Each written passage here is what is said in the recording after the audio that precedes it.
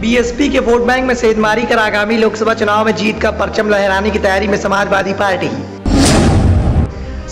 Party और बसपा के बीच में जारी है तकरार का सिलसिला। अलग अलग राह पर चल रही दोनों पार्टियां। बसपा ने वोट हमारा राज तुम्हारा नहीं चलेगा नारे के माध्यम से खोला मोर्चा, तो समाजवादी पार्टी ने 80 हराओ भारतीय जनता पार्टी हटाओ नारे के माध्यम से बीजेपी पर साधा निशाना। यूपी की राजनीति में जाति व क्षेत्रीय समीकरण के आधार पर बाजी मारने वाली समाजवादी पार्टी और बहुमत समाज पार्टी आगामी लोकसभा चुनाव से पहले नए जाति समीकरण बैठाकर खोया रुतबा पाने की जुगत में लगी हुई है। समाजवादी पार्टी के द्वारा ओबीसी और मुस्लिम के साथ साथ दलितों में सेंधमारी करने की कोशिश की जा रही है, तो बसपा के द्वारा दलित के साथ साथ ओबीसी व मुस्लिम को साधने की पुरजोर कवायद की जा रही है। दोनों पार्टियों की नजर एक दूसरे के वोट बैंक पर दिखाई दे रही है। इसके आधार पर ही दोनों लोकसभा चुनाव के लिए सियासी समीकरण बनाने की जुगत में लगी हुई है। लोकसभा चुनाव में भारतीय जनता पार्टी के खिलाफ जहां देश भर में विपक्षी एकता बनाने का प्रयास चल रहा है, तो उत्तर प्रदेश में ये सब दूर दूर तक नजर नहीं आ रहा है। उत्तर प्रदेश में समाजवादी पार्टी व बसपा दो बड़ी क्षेत्रीय पार्टियां मानी जाती हैं, लेकिन इनका एक हो पाना आसान दिखाई नहीं दे रहा है। समाजवादी पार्टी जातीयता के आधार पर बने छोटे दलों को साथ लेकर मैदान में उतरने की तैयारी में है, तो बसपा के द्वारा अभी अकेले चलो अभियान चलाया जा रहा है, मगर उसका फैसला हमेशा चौंकाने वाला रहा है। बसपा किसके साथ गठबंधन करती है या तो अभी समय की गर्त में है, लेकिन भारतीय जनता पार्टी को लेकर उसका रुख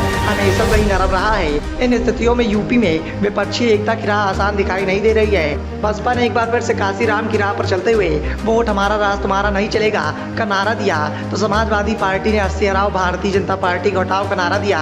दोनों ही पार्टियों ने अपने अपने नारे के माध्यम से मोर्चा खोल दिया है, साथ ही आगामी लोकसभा चुनाव में ताल ठोक दी है। मायावती के द्वारा पुराने नारे के सहारे दलितों, वंचितों, पिछड़ों में जोश भरकर अपनी पुरानी खोई ताकत पाने की कोशिश में लगी हुई हैं। ऐसा इसलिए क्योंकि बसपा के लिए परिस्थितियां बिल्कुल ही बदली हुई दिखाई दे रही हैं। वर्ष 2019 के लोकसभा चुनाव में भले ही उसे 10 सीटों पर जीत मिली हो, लेकिन उसके अधिकतर सांसद आज दूसरी पार्टियों के संपर्क में हैं और इस बार उसके साथ समाजवादी पार्टी भी नहीं है। इसीलिए मायावती हर मोर्चे पर मुस्लिमों को अपनी तरफ साधने की कवायद कर रही हैं। निकाय चुनाव में मेयर की 17 सीटों में से 11 मुस्लिम उम्मीदवार को देकर उनका हितैषी होने के संकेत पहले ही मायावती के द्वारा दिए जा चुके हैं। इसके इतर होकर समाजवादी पार्टी दलितों को साधने में जुटी हुई है। अखिलेश यादव इस जुगत में लगे हुए हैं कि यादव मुस्लिम के साथ साथ दलित वर्ग भी उनसे जुड़ जाए, तो समाजवादी पार्टी की राह आसान हो जाएगी। इसलिए बसपा से समाजवादी पार्टी में आए नेताओं को अहम जिम्मेदारियां भी दी जा रही हैं, साथ ही उनका स्वागत सत्कार भी किया जा रहा है। आगामी लोकसभा चुनाव को देखते हुए जिस तरह से समाजवादी पार्टी और बसपा